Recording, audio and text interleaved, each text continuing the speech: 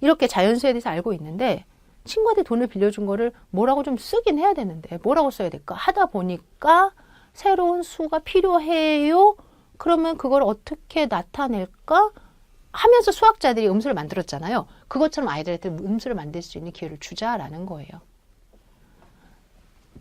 여러분들, 방정식을 이렇게 푸는 아이가 있어요. 그러면 학생들은 뭐에다가 4를 빼서 0이 됐어요? 뭐죠? 그러면 4. 어렵지 않죠?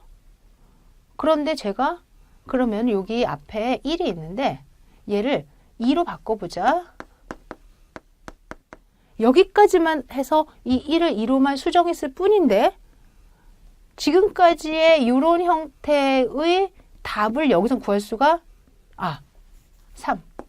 여기서 구할 수가 없죠. 내가 얘를 구할 때 x는 4요라고 했지만 얘는 3x는 4요까지만 하면 되는 게 아니라 다시 새로운 3분의 4라는 게 필요하잖아요. 또한 내가 이번에는 그냥 이렇게 뺄셈을 덧셈을 한번 바꿨을 뿐인데 여기까지의 수들은 다 양수였는데 이 수를 생각하니 또 다른 수가 필요한 거죠. 음수. 그렇다가 어떤 거를 제곱해서 이렇게 하면 x가 1과 마이너스 1인데 x를 제곱해서 2로만 바꿨을 뿐인데 정 찾을 수 없는 새로운 수가 필요한 거잖아요. 이렇게. 이러한 과정은 결국 여기까지 있는 학생에게 의심을 갖게 해서 새로운 수를 한번 찾게 하고 또 여기까지 있는 학생에게 의심을 갖게 해서 새로운 수를 찾게 하면서 점점 수가 필요해서 늘어나는 형식이죠. 바로 형식 불역의 원리라는 아이디어가 들어있는 건데 이렇게 수학은 또는 어떤 걸 배운다라는 건 그냥 결과가 있지 배워 이런 게 아니라 너가 이걸 알고 있니? 그런 말이야. 선생님이 이걸 3으로만 바꿀게. 이럴 때 x가 뭐야? 진짜 방정식인데 왜 나는 이걸 못 풀지? 이제 이런 식으로 가도록 하는 거죠. 그때 이 지식을 알고 있다라는 게 학생에게 직관이고 이 직관이라는 것을 기준으로 뭔가 새롭게 형성하도록 해서 지도하는 배경이 직관주의인 거예요. 이런 직관주의 하에 프로이덴탈은 수학과 학습 지도론 또는 교수학습론을 설명합니다. 프로이덴탈에게는 수학이라는 건 인간과 동떨어진 도구가 아니라 인간의 생활 안에서 당연히 필요로 하는 인간 활동으로서의 RME를 설명합니다. 그리고 결국은 알아야 되는 건 수학 개념원리 법칙인 아이디어인 본질이에요. 그런데 이런 본질은 외부에 존재했다가 아니라 물리적이고 사회적이고 정신적이고 또 내가 알고 있는 기초적인 수학이라는 현상을 통해서 얻게 되는 거죠. 이런 말을 다른 말로 본질은 현상을 조직하기 위한 수단으로 발견되어 왔다. 적어주세요. 본질은 현상을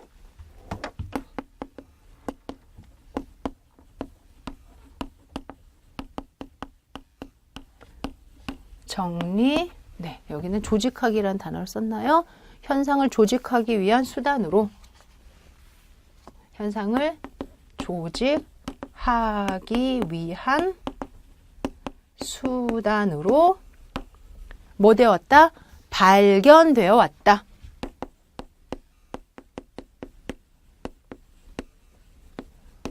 즉 본질은 지식이라고 그랬죠. 지식은 이 지식을 담을 만한 어떤 상황이 있었고 그 상황 안에서 상황을 정리하거나 잘 만들다 보니 하나의 수단으로서 발견되어 왔다. 다시 갑시다. 미적분은 미분은 어떤 현상? 최대, 최소나 극대, 극소. 여러분들 가지고 계신 어떤 물건이 있다 싶시다. 자본이 있다 싶시다. 이 자본을 최소로 투자해서 최대 이익을 얻어야 되잖아요. 그러면 투자 대비 이익, 이러한 함수가 나오죠. 그때 가장 최점과 최하점을 찍어야 되는 그런 상황을 어떻게 논할 것인가. 이렇게.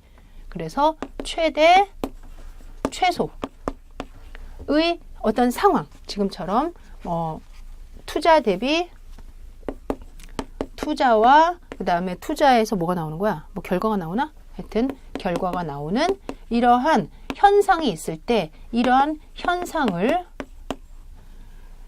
좀 더 잘 투자하고 잘 얻고 싶은 그러한 내용으로서 내가 이를 조직하고 정리하다 보니 하는 수단으로 발견되어 왔다라는 거예요. 그러면 돌려서 학생들에게 미적분을 가르치는 게 아니라 뭐 할 수 있는 기회를 주면 그 아이들의 상황과 가장 결부되도록 투자할 수 있는 어떤 현상을 주면 그 투자를 잘하고자 하는 어떠한 상황 안에서 나의 투자가 어떠한 결과가 나올까를 막 연구하고 조직하다 보니 그때 하나의 도구로서 미적분이 필요해요, 선생님. 방금 뭐라 했어요? 필요성을 느끼면서 미적분을 뭐 한다? 학습한다. 이렇게 말하면 안 돼요. 프로이덴탈은 뭐? 재발명한다. 그렇지. 재발명한다.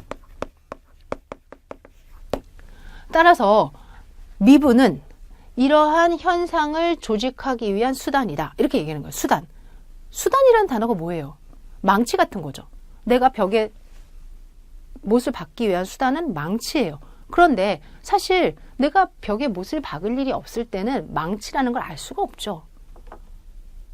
그런데 못을 박을 일이 생길 때 사람들에게 물어보겠죠. 못은 어떻게 박아요? 그랬더니 주먹으로? 돌멩이로? 그랬더니 망치로 박는데 그럼 망치라는 게 필요하구나. 그럼 망치를 내가 손에 잡기 위해서 쥐기 위해서 사러 가잖아요. 똑같다는 거예요. 처음부터 내가 미적분이 있었던 게 아니라 미분이라는 어떤 상황이 있을 때 그 상황을 위해서 뭔가 논의를 하다 보니까 미분이라는 수단을 내가 쥐게 된 거죠. 따라서 학생에게 교사가 제대로 된 수학을 지도한다는 건 필요성을 담을 수 있는 현상을 주고 그 현상 안에서 스스로가 필요하구나. 나는 저 지식을 갖고 싶어. 하고 조직하기 위한 수단으로 느끼게 하는 거. 이게 바로 제대로 된 수학학습이다. 이렇게 보는 거예요.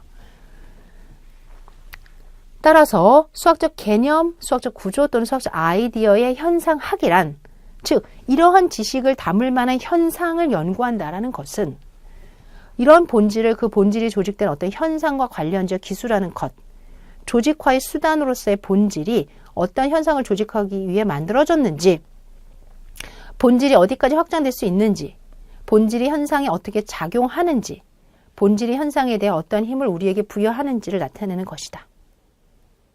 교수학적 현상학. 네, 어려운 말이지만 결국 교사가 해야 될 일은 뭐다? 학생이 지식을 배우는 게 아니라 이 지식을 재발명할 수 있도록 하는 필요성의 상황을 부여하는 거예요.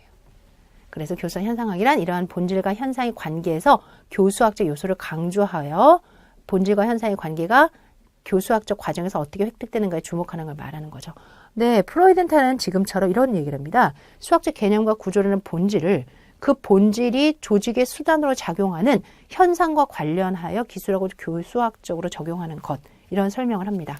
그래서 수학과 교수학습론을 주장하게 되죠. 수학은 인간의 정신적 활동이며 수학적 활동의 본질적인 특징이 바로 수학화다. 어때요? 이해되세요? 수학은 인간의 활동이래요, 활동. 현상이 그것을 정리하는 수단이 본질로 조직되고, 그러니까 이거를 잘 알고 계셔야 돼요. 본질은 현상을 조직하기 위해 수단으로 발명되었다. 그럼 반대로 또 설명하면 현상이 정리되는 수단이 본질이다. 이렇게 보는 거죠. 그래서 그 본질은 다시 현상에 대해 새로운 본질로 조직되는 끊임없는 재조직화의 과정으로 수학을 설명하면서 현상을 본질로 조직하는 과정을 수학화라 명명했다. 따라 수학화라는 건 뭐다? 현상을 본질로 조직하는 과정. 정의가 나왔죠? 현상을 수학화라는 거는 현상을 본질로 조직하는 과정. 그럼 이제 학생들한테 뭐 하도록 해줘야 된다? 현상을 잘 선별해주고 그 안에서 어떠한 본질이 조직한다는 건 뭐예요? 결론화되도록 하는 거예요. 따라서 현상을 주고 그 안에서 어떤 본질이 있는지를 찾도록 하는 과정, 그것이 수학화다라는 거죠.